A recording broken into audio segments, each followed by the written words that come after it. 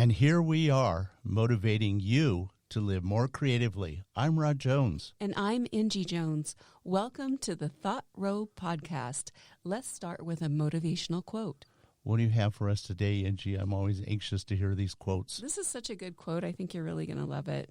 There are friends, there are family, and then there are friends that become family. Ooh, that one's interesting. Right? That one requires a little thinking. I guess actually it kind of reminds me of something that Mark Twain said. He said, having a beautiful, loving family is best when they live a state apart from you. Well, in some instances, that is true because, maybe they're not supportive or they just don't get you at all. So I could see that. Well, family members can be very supportive, and we'll talk more about this Absolutely. as we go through this. And then some maybe not so supportive, and then there's always that word jealousy that seems to pop in. Mm-hmm. Yeah, that does happen sometimes. Yeah. It's always interesting, the relationships that we develop once we pursue any creative discipline. Yeah, I guess that's kind of true because it really does change the dynamic of the kind of people you attract into your life. Very true. Yeah. I guess, generally speaking, artists hang out with artists to some degree, composers with composers, programmers with programmers, right? They love to hang out with each other. As we saw on television recently, chess players, they become a little bit more insular, but I think that they generally hang out with each other. They certainly practice on each other. Writers, they're a little bit different. They'll go to seminars, I believe, but they don't necessarily hang out with each other because writing is such a solo activity. You really can't have a lot of people around. Now, I know there's people that wrote scripts for movies and they did it as a team. I mean, it is possible to be a team writer. Kind of like in the old Dick Van Dyke Show with Sally and Buddy, right? And Rob. That's an oldie. I'm not sure our listeners will even remember that. But it's true. I think the reason that show was so funny was because the back and forth between the writers. That was actually pretty interesting. It's so true. I think that everyone enjoyed their sounding board off of each other where they could get feedback. And I think that's kind of true with creatives too. Yeah. So I don't know about you, but I feel like most creative people start out very young and they can either be nurtured by a parent or they could be stifled by a well-meaning parent. What do you think about that? Do you think that I feel like that's very true? Well, if you read histories about talented people or people that have achieved the top success in their creative endeavors, Michelangelo, definitely his father was not going for what he was doing. In fact, he fought him pretty much a good part of his life. He wanted him to be a textile merchant, a cotton merchant. And he would have probably in the beginning, he would have certainly made more money. But as Michelangelo started raking in the bucks, all of a sudden his dad started having more and more respect for him. And this has happened a lot to musicians and composers. You can name a whole list of people if you read the histories on anybody that ever really became super successful. They had trials and they had tribulations and they had people that were putting them down. Unfortunately, some of those people that were putting them down were parents, grandparents, even siblings. Getting the support from any member of your family is really important. And we've had guests and we've talked to other people and they attribute their success to a loving mother, a loving father, or a sister who really believed in them. It's really important. Yeah, agree. Historically, some of the most talented people in the world did not receive any kind of support from their families. And I just mentioned one, but can you think of, or how do you think that impacts people, Angie? I think of the parents that try to be supportive, but they just don't get what their child is trying to do. Oh, yeah. Like they're very wake up, go to work, come back home, and that's all they really know. So they don't really understand the creative process. They don't really know what to do to support a child in that realm. So I think it's difficult when they have zero understanding. But sometimes that's where teachers or friends, or if you're lucky enough to have a mentor come into your life and be very supportive and inspiring to you, it's essential for someone to grow. I was just going to mention mentors. Yeah. People deny it. A lot of times people have become really successful and they say, oh, well, what do you attribute your success to? And they, unfortunately, they won't give credit to their mentors. Sometimes they just don't want anybody to really know who those mentors were. But almost everybody has had a mentor somewhere in their life, even if it was a grade school teacher who taught you the joys of finger painting. Oh, yeah. My favorite. I still like doing it. I mean, that was a long time ago, but I remember that teacher taking my hands, sticking it in the paint, and smearing it around on the paper. And I thought, God, is there anything better than this? This was like it's the beginning of an art career. Painted. I never ever finger painted. No, because we didn't live here in the U.S. when I was kindergarten age. So I never went to kindergarten. I just went straight into first grade, which was really traumatic. But yeah, I bet. It was like a huge change. But yeah. Well, all too often our creative endeavors are solo performances. We live within ourselves. Getting back to finger painting, once you're introduced to finger painting, you don't want anybody else's mitts, their hands, in your finger paint. So it's a solo endeavor from there on. Yes, the teacher or somebody has to help you mix the paint, and yes, somebody has to hand you the paper. But after that, you don't want anybody around you until it's completed and it's dried, and then you want to take it home, and then you want your mom to put it on the refrigerator for the whole family to see. Yeah. Certainly your dad, when he came home, you want your mom to say, hey, look what your son or daughter did. It's proudly there right on the refrigerator for the whole world to see. That's right. Your first art installation, really. Yeah, and hopefully many, many more become after that. Well, that's interesting you're talking about finger painting, because that's kind of a group activity, but not. But do you feel like doing a group activity with artists makes you feel less isolated, and, you can form better friendships and maybe it would be mutually beneficial and satisfying? What do you think about that, Rod? I have a lot of respect for people that can, get together in a group or have a club, or they form organizations where they support each other, like plein air artists, or even people in an orchestra, right? If you're part of an orchestra, you're obviously working together in concert. Yes. You're playing together, and you all have to rehearse together, and you have to work together. For a lot of artists or writers or composers, even people that do knitting, it's a kind of a solo thing. I have never been one to cozy up to groups. I think my personal feeling is I don't want to have outside influences. Now, that may be a good thing or a bad thing. I mean, that's open for discussion. But I really kind of like to concentrate on my own creativity. I know there was the Cedar Tavern in New York. I mean, infamous Cedar Tavern. If any of you have read art history, especially the mid-century artists, Pollock and the rest of that gang, they all would go to that Cedar Tavern, and they would all consume a lot of alcohol. And you can imagine there's some pretty spirited debates going on. And that also happened in Paris with the Impressionists. They would all get together, and all they would do, they'd go over to Theo's house and hang out. Yeah, but usually somebody was more arrogant than the other or trying to dominate the conversation. But all in all, they did support each other. So I guess that was a good thing. Well, also, as an artist or a writer or a composer, you are in your head all the time. And I don't know how good that is necessarily, because I think you need socialization for your own mental health, because if you're constantly just digging around in your head, I don't know that that's the best place to be 1,000% of the time. Probably not. And probably the worst thing, though, is if you're really into art or you're really into barbecuing the best steak or whatever it is, and you go to a social situation, you want to have enough of a personality and open enough to ask other people questions and not just sit there and dominate the conversation about the latest painting that you did. Or I guess I never had this experience, but I've heard other people complain about it, is when they get around a bunch of golfers.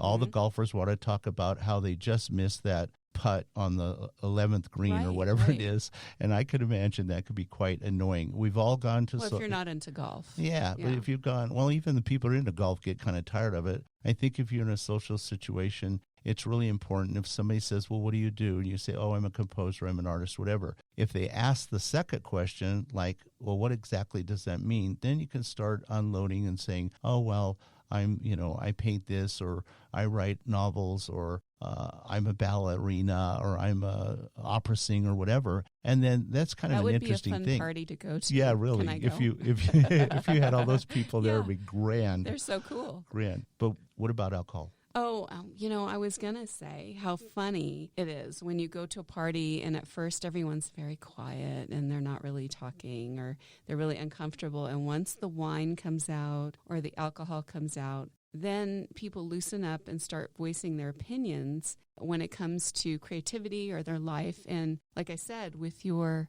party group that you're arranging, that would be kind of a spirited, fun group once you got at least a glass of wine in everyone. Let's say loosened up. Yeah. And I guess the big loosener upper, if there is such a thing. Loosener upper. Loosener upper. I like it. Was I never pronounce it right, but I know you'll correct me. Absinthe?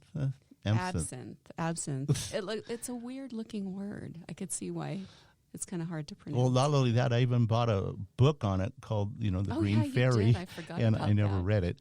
I love the cover. It shows people. I think it's kind of a gay Parisian theme on the cover of it, but it's all about its impact on society and stuff. I think it's pretty interesting, and I should probably read it someday, but we'll see what happens. But we haven't had it yet.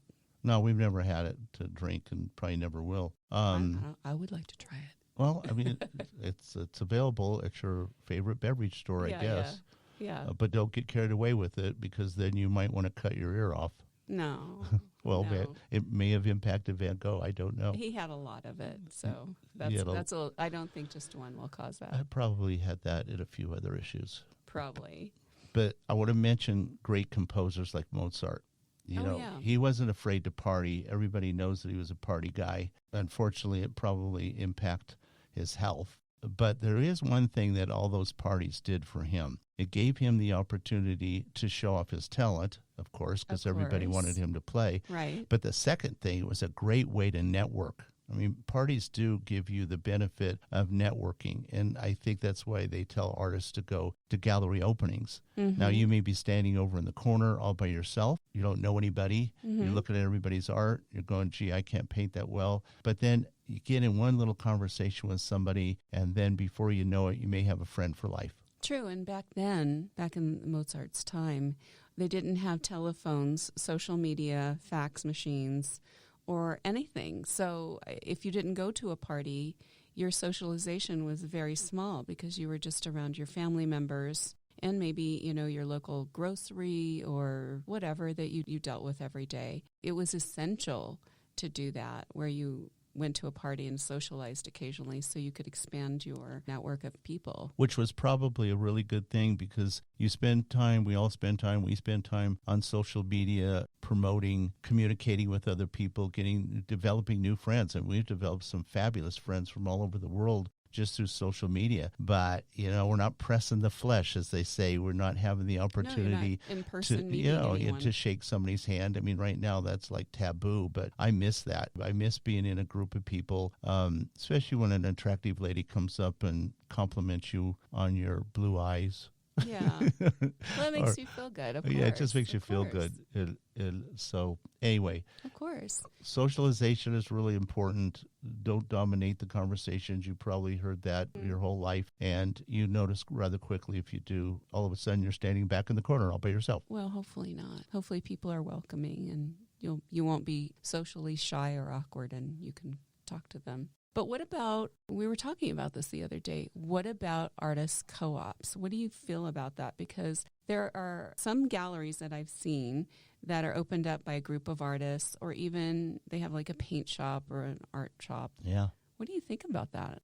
More power to them. I don't know, again, if that is something that I would enjoy. I can't honestly say I've done it, so I can't be that critical of it. Mm-hmm. I don't. I'm going to have to mention a story that I'm familiar with about Arthur Fiedler.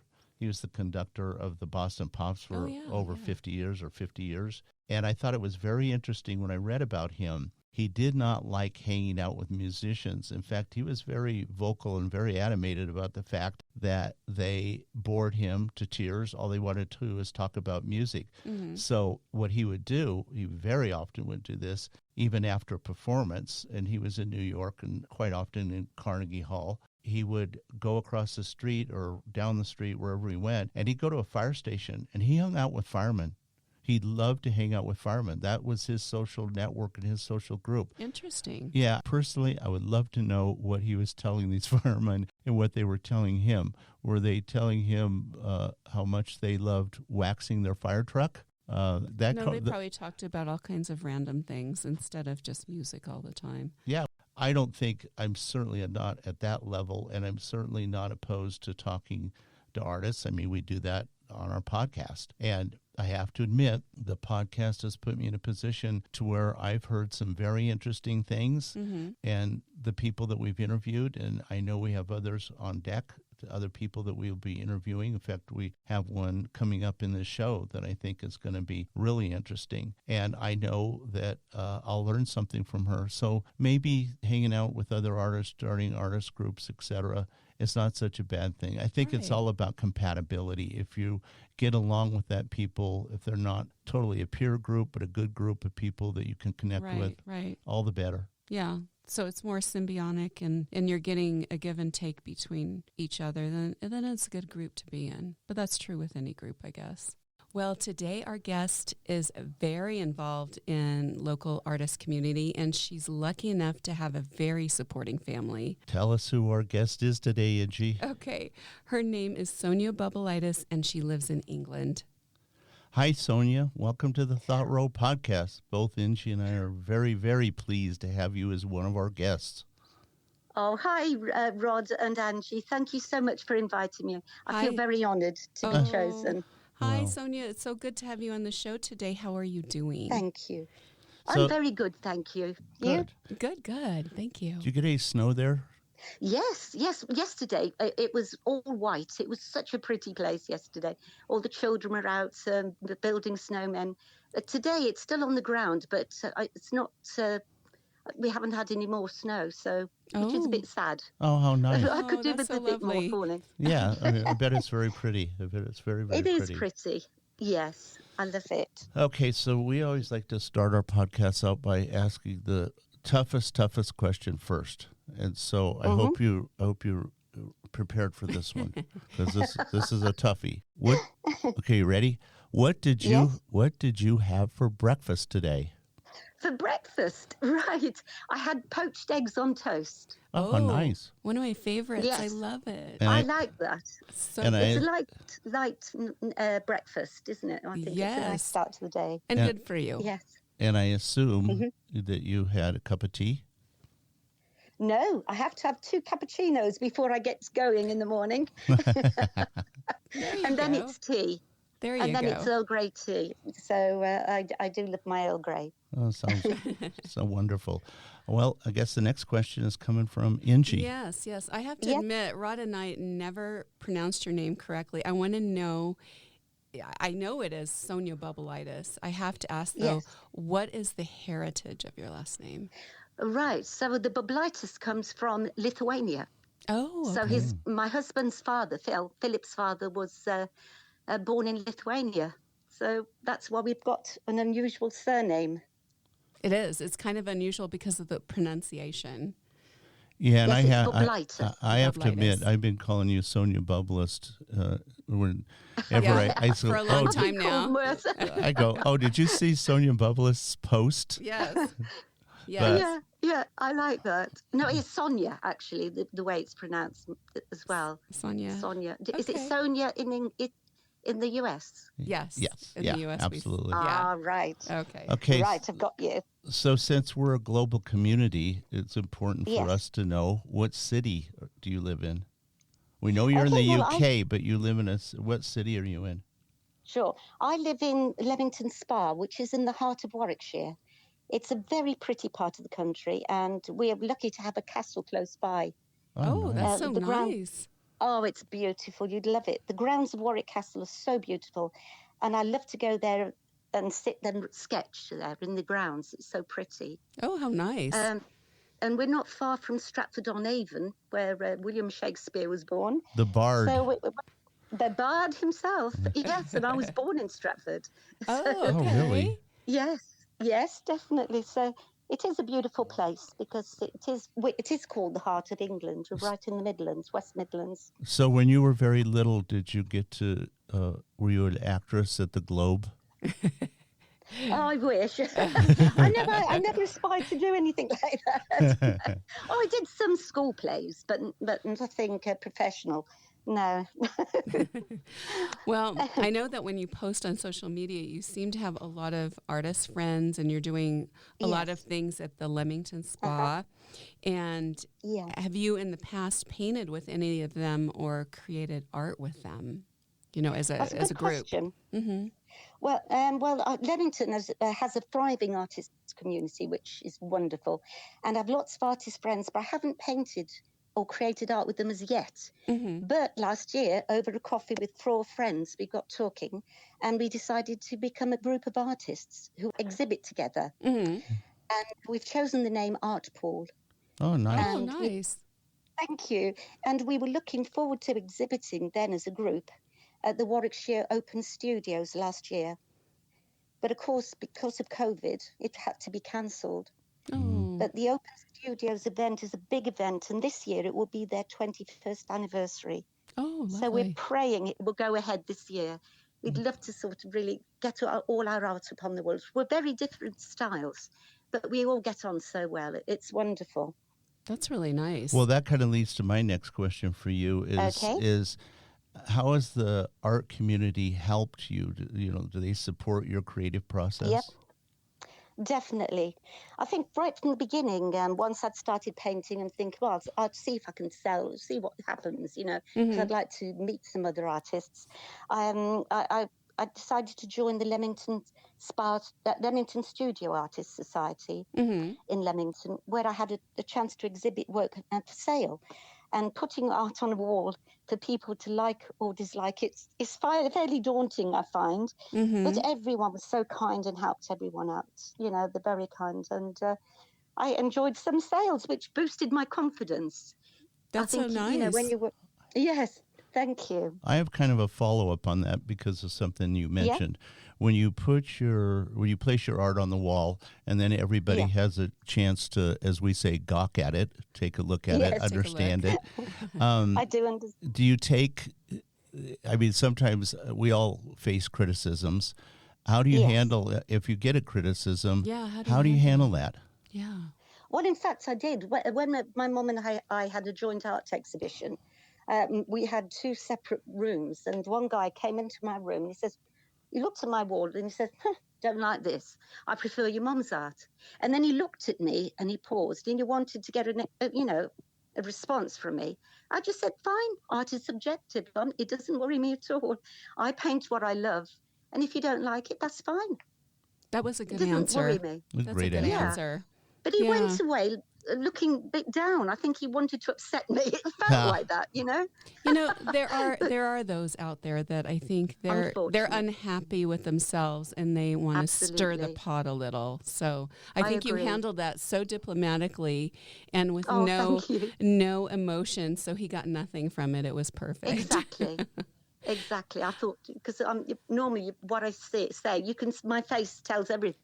Right. But I sort of quickly put a mask on. Good for you. That's hard to do that because it's personal, It is. Thank you. It is, because your art is personal. Yes. But I think back at college you started to learn. If the teacher said, well, I'm not really keen on that, then I'd try and say if that was true, whether I agreed with that statement. And because he knew what he was talking about most of the time, he was right. And without, I managed to do what he thought I should be doing. And in the end, it did turn out to be a better painting. Yeah. So you have to be open to criticism, I think, in all walks of life. True. Well, that way you can grow and evolve as an artist, too. Sure. So, of course. And then do you feel it's important for artists to connect with other artists? Well, I guess I think so. I think it's nice because to be around like-minded people. Yeah. I think that's because you seem to have a different not mentality, but a way of expression. And, it seems like a different feel to it. That's so true. Do you find that yourselves as artists? Yes. You're not supposed to be asking us any questions, otherwise we'll forget questions for you. you'll close me down. No. No. No, Well, not at all. we'll be more than happy to tell you that at some Bless point. you. At some point. Yeah. Well, because I think we also sorry, did I interrupt you then? no, not at all. Go ahead. No, but I said that I think that we learn about each other's art and pick up tips about exhibitions and things. And I mean, in Leamington, it's got a yearly art in the part festival in the gardens, Jesson Gardens, which is wonderful. Mm-hmm. It attracts thousands of people, artists, the stalls, demos, music, everything for the family there. And everyone seems to converge on there.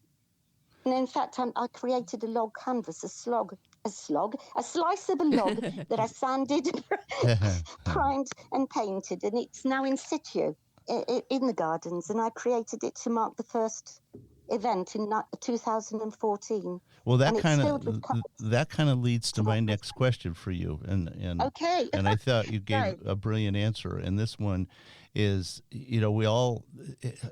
I hate it when I ask this question to a lot of people because they always come back and say, oh, well, it's when I got my first box of crayons.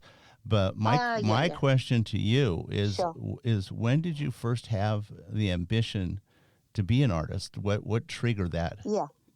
Well, that is a very good question. And it does stem very back into my childhood, really. I think coming from a family of artists, singers, including opera, I naturally gravitated towards the arts. And when I was a little girl, I loved painting and singing and photography. I got the opportunity to sing in a couple of bands, but once I met my future husband, I gave up singing. I still sing at home when I'm painting. But my love of art grew over the years. And once I had my daughter and she'd become more independent, I wanted to pursue a passion of mine, which was art, abstract art. So I guess I was in my 30s, about that time, when I thought, this is what I want to do more than anything. And some years later, I decided to enroll at the local college to do a fine art degree. And they accepted me because they liked my portfolio. And I also love composing theme music. And during my degree, I got a chance to paint while listening to my music in my studio space. So with my earphones on, I translated the music directly onto the wall with paint. I was in my world, in my own world, and I absolutely loved it. How lovely is that? It's lovely, but, when you're getting older, sort of, in your 40s, you think, you've got to go and you've got to learn about art history, you've got to do essays, and I found it's all daunting. They're all younger than me. I had all this going through my head, But I did it. I did the essays, and I enjoyed researching for things, and that's where I found my style then as well, I think. I'm glad you mentioned the fact that you pursued your art career when you were a little bit older. I think so many people, unfortunately, they go, oh, well, I'm too old, or I have to learn all this stuff. The reality is, and I don't need to tell you this, Sonia, it's just a question of picking up some paint or whatever medium you're using, a chisel, a hammer, whatever, and just do it. I mean, it's amazing. It doesn't take that long before all of a sudden you're turning out pieces of art that you can be proud of. And it also encourages you to create more. And the more you create, the better you get. And then all of a sudden, before you know it, you're very proud of yourself. It's great for your self-esteem. I think Angie's got a next question for you. Yeah, but I also have a comment about what you just said, which I really loved, Sonia. And that is that after you became a mom, you took time out to grow your child to the point where she was probably going to school. And then you started pursuing what you wanted once again, instead of, giving up on it. So many women, I think, do that. They put their family and their children, at the top of the pile. And I think you have to have a balance. The pile needs to be more balanced of the things that you enjoy. So I really enjoy that. Yeah, good. I like that. Yeah. It's very true. Yes, you need to be happy within your soul as well. You have to be doing things that you enjoy. Right. And I think then you're for more fun around the house as well. True. You don't feel begrudged. Yeah. It's true, isn't it? Oh, it's so true. Happy people beget happy people, right? Right. Absolutely. Right. Absolutely. I agree. Right. And my next question is, you seem very active in your creative community. Tell us what you like and dislike about going to various local art groups. Okay. Right. Well, I am a member, as I know you've told you now, with the Leamington Right. Spa Studio Artists, but I'm also a member of UK Hand-Picked Artists and Association of Midland Artists as well. So that, yeah, as you can imagine, there are lots of coffee mornings where we all meet up and have a guest speaker to demonstrate their art and talk about it. But pick on something that you were talking about before, which is like being an artist. I'm fortunate to have a studio at home, but it is lonely during the day. Mm-hmm. And of course, household chores call out at you and dinner times and whatever, which is why I love to be part of an active community so that I can actually go out there and meet people and discuss art in general. See, that's In fact, there's lovely. nothing I don't dislike, to be honest. Okay, so this is my question for you, and Yes. this is one I don't like people to ask me, but I love asking other people. Yes. Yeah, what do you attribute to the goal that you set for yourself in creating your style? How did you Okay. come up with this style? But what do you attribute your goal? What was in your mind? What were you thinking? Right. Well, it's a big question. That is really, isn't it? I mean, it took a long time to develop the artistic style, I believe. But also, I'd like to say that I don't look towards an end goal. I'm more interested in the journey than the destination. And my journey has been several art classes just studying various techniques. But which is when I found that I wanted to do something different, which was abstract. For me, it's a perfect way to pour out my emotions. And it was during my fine art degree that I realized how much I love the natural merging of paints and the flow of colors bleeding into each other. I just find it fascinating, working on paper, glass, wood, perspex with mixed media is always enjoyable. And as I find out more about how I want to express myself through art, it's a very cathartic thing for me to do. I paint away until I'm satisfied that the image is a true representation of the feeling that I'm hoping to convey. I hope that answers that. That was a brilliant answer. May I Oh, copy thank it next you. time? I'm going to copy it next time somebody asks me that question. Oh, brilliant. Well, I can easily send that on to you. Bless you.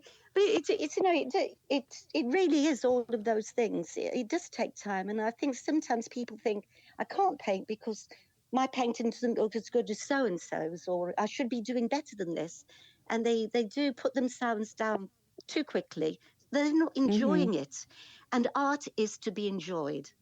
It doesn't need to go into a massive gallery or whatever. It needs to be nurtured and enjoyed.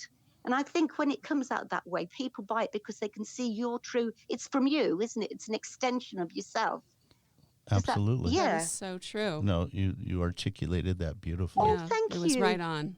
Thank you so much. It must have been that tea I've just had. There you go.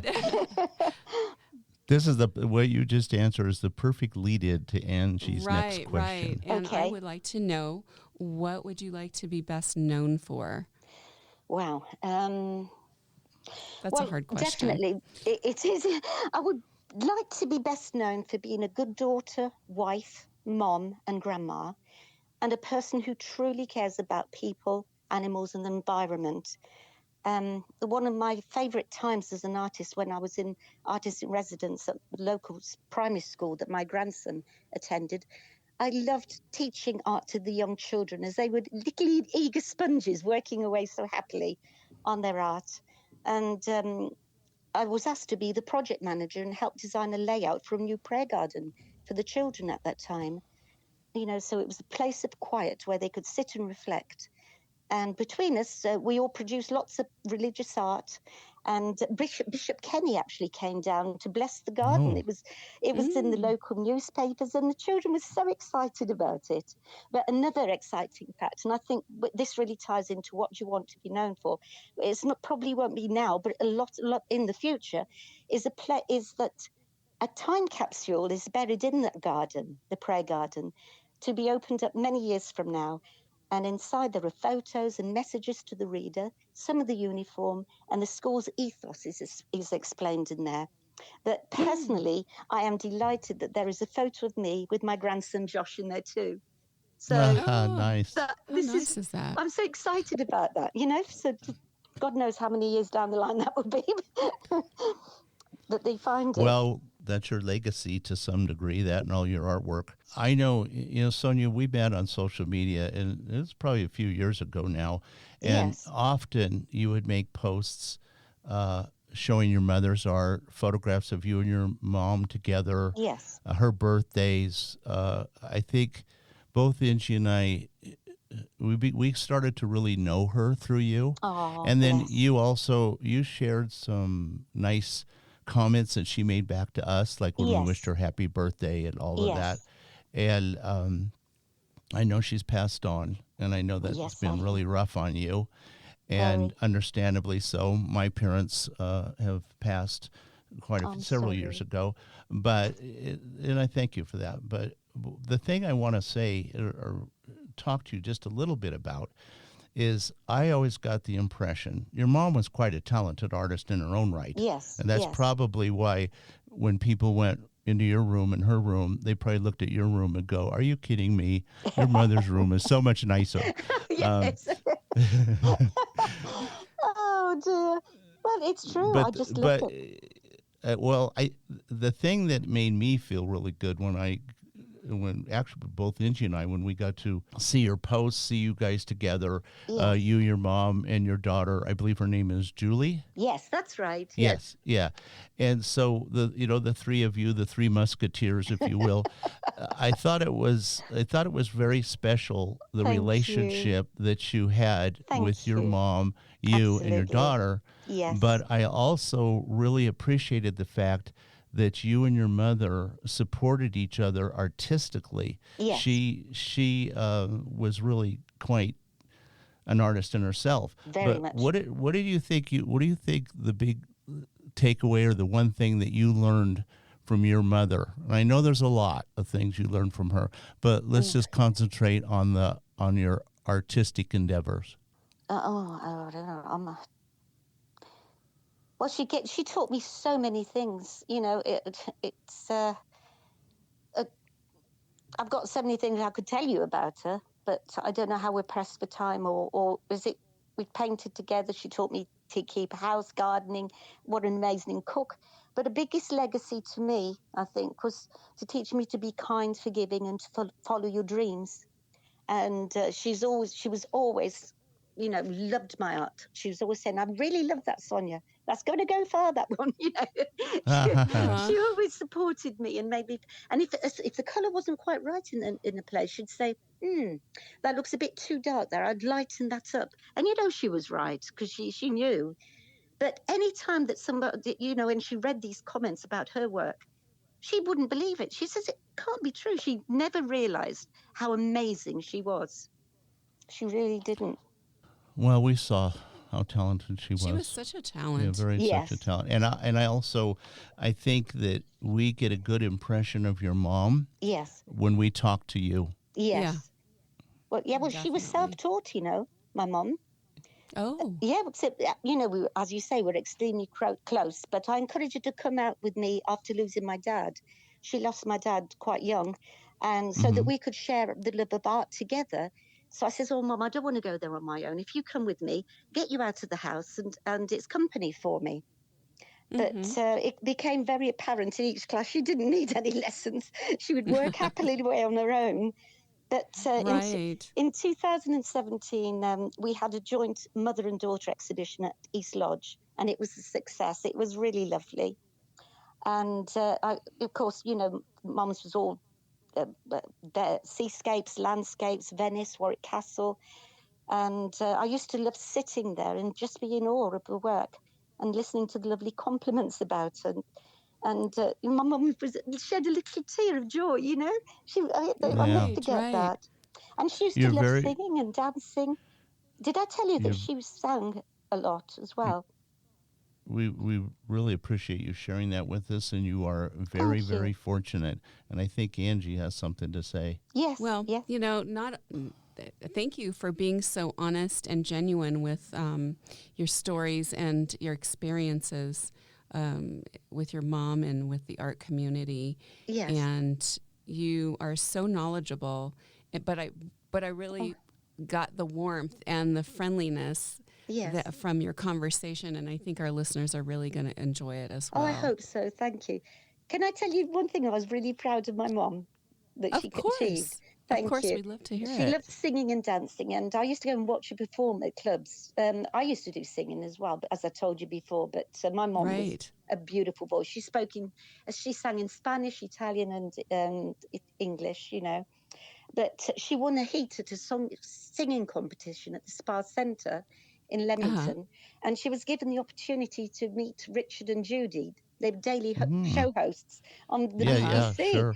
Yeah, and we'd had a holiday booked in Greece and paid for, so she decided to give the place to someone else. Bless her.